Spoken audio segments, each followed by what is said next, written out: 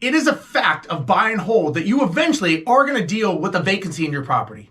And once again, you can minimize and mitigate that risk, you guessed it, from prevention. From the very beginning, you want to make sure that you only invest in areas that align with your strategy so that you can achieve your goal, right? I talk about this all the time. We've talked about this in other sessions. You don't need an economics degree to understand that if the property is priced right for the market and it's clean, safe, and habitable, then you're going to have plenty of applicants to choose from when the property becomes vacant. Statistically, lower end neighborhoods tend to have both lower demand and higher turnover rates.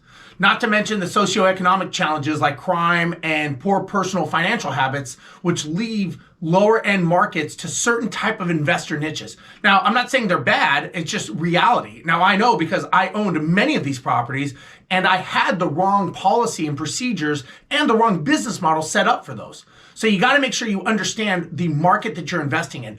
Don't invest in a certain market and expect it to give you a certain type of return when that business model doesn't match and align with what that market will give you. And like I said, I have learned this from many, many hours of dealing with the day-to-day operations of them.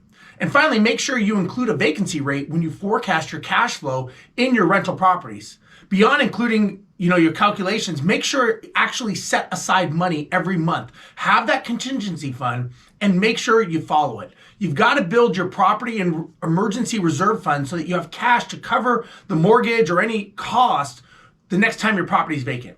Because I can guarantee you, you are going to need it. You are going to have that challenge of a vacant property. And this is the time that you make sure that you are accounting for it, because the worst thing you want to do is have to go into pocket when you're not expecting a vacancy. Then you got to cover the cost of the rehab. Then you got to cover the cost of the mortgage.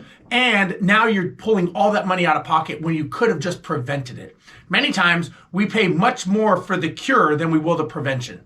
So think about that. Prevent it from the front end than dealing with it on the back end. So remember that for our next session.